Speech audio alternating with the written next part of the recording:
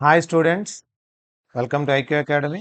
EAPCET maths ట్రిక్స్లోని లిమిట్స్లో trick number 7 చూడబోతున్నాం. ఇప్పుడు లిమిట్స్ చాప్టర్లో ఆల్రెడీ 6 ట్రిక్కులు చూసాము.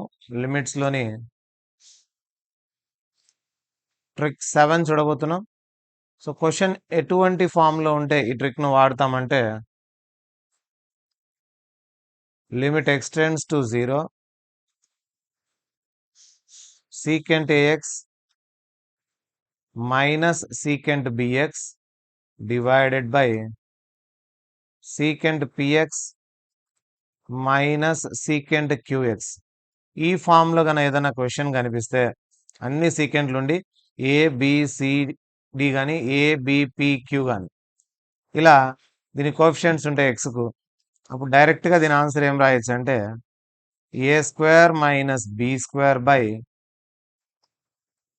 P square minus queue square రాసేయచ్చు. చాలా సింపుల్గా ఆన్సర్ అయిపోతుంది.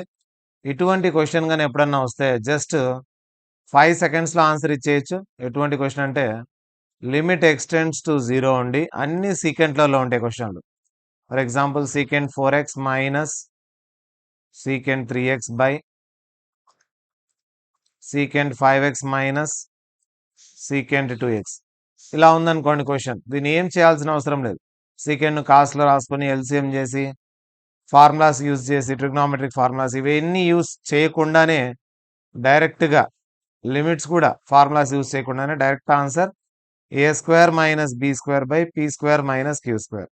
ఇక్కడ ఏ స్క్వేర్ అంటే 4 square minus B square 3 square divided by 5 square minus 2 square. ఇక్కడ ఉండేటివి 4 square 16, 3 square 9, 5 square 25, 2 square 4.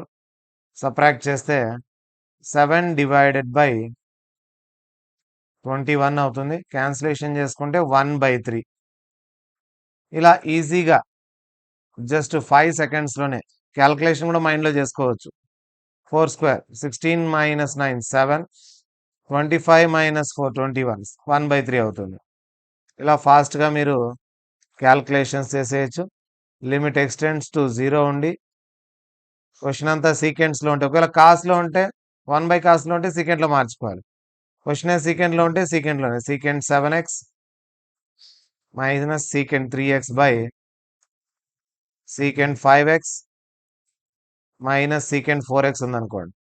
Same process ఏం చేస్తాం ఇటువంటి క్వశ్చన్స్కు 7 square minus 3 square by 5 square minus 4 square డైరెక్ట్గా 49 మైనస్ 9 డివైడెడ్ బై 25 మైనస్ 16.